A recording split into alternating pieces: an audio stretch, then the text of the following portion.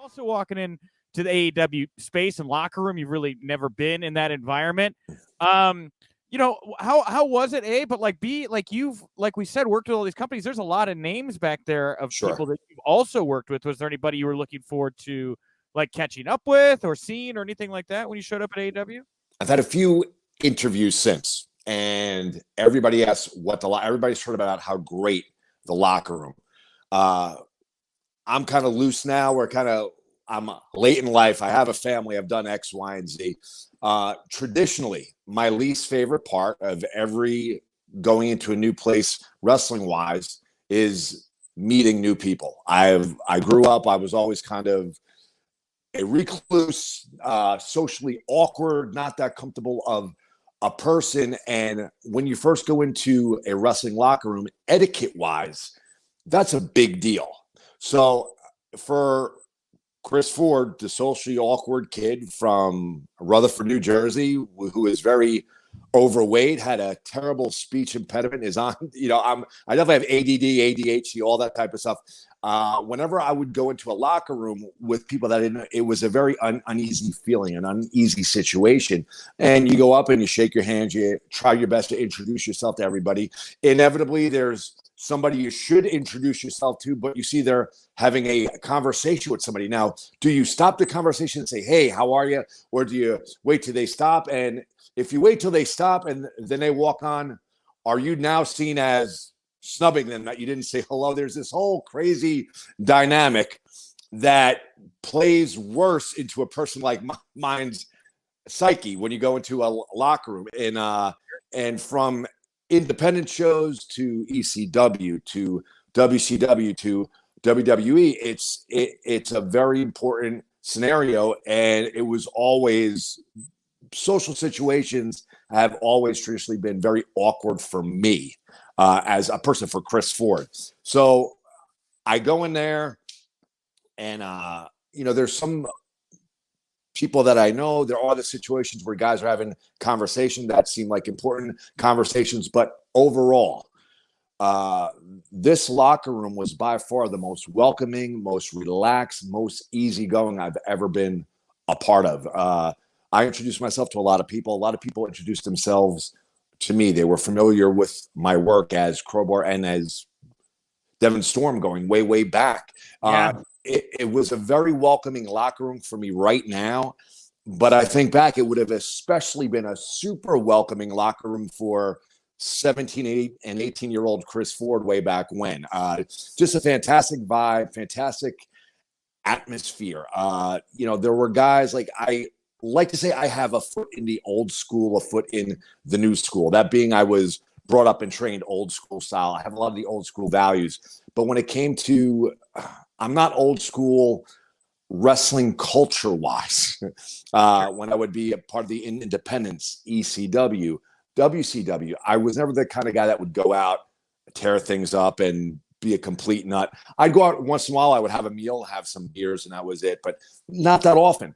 I was probably the first guy to bring my video game system on the road. I was probably the first guy to bring school books on the road. You really bond with this generation. Yeah, I know that the locker rooms of WCW and WWF were in the late 90s or mid to late 90s. Were not necessarily, let's say, friendly to that kind of culture. Let me put it this way. I was in ECW.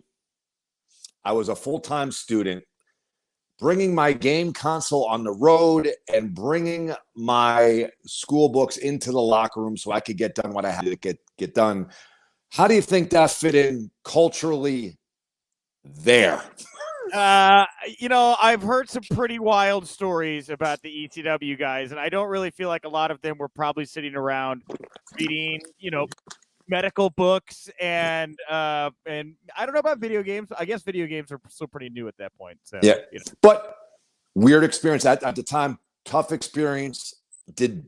Definitely did not fit in to the culture, but it was a great learning experience that made me a better, stronger person in and out of wrestling, and it helped prepare me for a lot of things that would come on later on in life in general.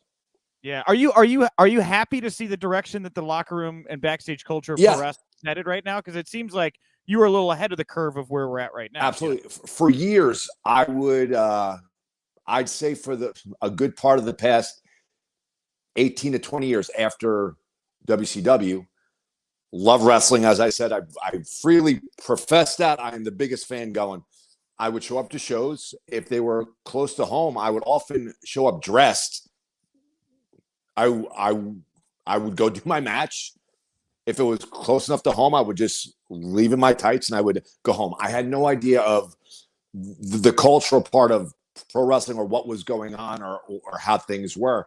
And for many, many years, people asked me, if your son or if your daughter wanted to be a part of the business, would you let them? I go, absolutely not. Hell no. Because all I knew was their prior culture. Now that I've been out there more, I say for the past, like 6 months, and I see what's going on and I'm more aware of what's going on. If somebody asked me, would you be okay if your son or daughter got involved with wrestling? Now I would honestly say yes. The culture has changed so much that, still probably wouldn't be my first choice for them. But I would be way, way, way more okay with them doing it now. Whereas 20 years ago, there's no way in hell I'm ever kid near this. So it's definitely changed for the better. Much better. Okay, fair enough. In my opinion, which means nothing. So obviously there's the man responsible for the AEW locker room and all that. That's Tony Khan. Did you have a chance at all to talk with Tony before the match? Did he give you an ideas of like kind of what he wanted you to do or anything like that? I don't know. He was rushing around quite a bit. With the night of a show, that's a really big night. I got to say hi. I thanked him for having me. He thanked me for coming there, and that was pretty much the extent of it. It was pretty cool. We got most of our match directions through Joey, and me and Joey being very familiar with each other, we were able to kind of throw our heads together and get the match done. It was a really fun match, right? Yes. Like I went back and I watched it again today just so I'd have it fresh on my mind. And the steel chair suplex spot, Crowbar original. That is a really easy way to kill somebody. If done in the wrong way, that was really fun to watch. I just want to say that. Yeah, I've been doing that, and that move has gotten such a great reaction and such awesome feedback. I've been doing that move for probably 20 years. Astonished it hasn't been ripped off yet. I thought I was like, I think I've seen this, but I've not seen this recently. Yeah, for sure. Probably the first main show I did it on was in the steel cage for WWWA against Sabu, and I've used it regularly since then on independent shows here and there, but it's never really been on like a big major show like that. So for 20 years it's been mine. I'm sure somebody's gonna rip it off now, but be safe, have fun with it. Okay, great, wonderful. Yeah, no, don't kill nobody. And yeah, you got to reunite with fellow Philly hardcore legend Blue Meanie. What was Absolutely. It it was awesome. Yeah. I love Brian, great guy. We've known each other for so many years. We've never worked with each other, I don't think, in any capacity. So I didn't think so either. I saw that. Yeah. I was like, oh, that's really cool, but I don't know where this friendship came from, So yeah. And we looked at it, if it's a one-off, great, but if not, you look at it, there's something weird there that kind of works. Maybe two guys that are complete opposites. My character that I do in the promos being very kind of serious and deadpan humor, and then you have with the Meanie that's completely nuts. I don't know, something there works. Maybe the hell knows. So maybe we could see some more Meanie Crowbar out on the Indies or something like that around the Philly area. Sure. Yeah. All right. Awesome. So I'd love to do it. I thought it was a great pairing. I really just enjoyed a lot of the aspects of the match. I mean, knowing your history with Joey, kind of knowing your history with the area, it's not quite Jersey, but still that East Coast area over there, and Philly, obviously, with ECW. It's just there was a lot of things going on in that match that I thought was really fun to watch. Yeah. So after it's over and you get backstage, what's the reaction like? What was the reaction to the bout that you guys put together? A lot of the talent said that thing with the chair you did. That was That was one of That's amazing. and I've never seen that. And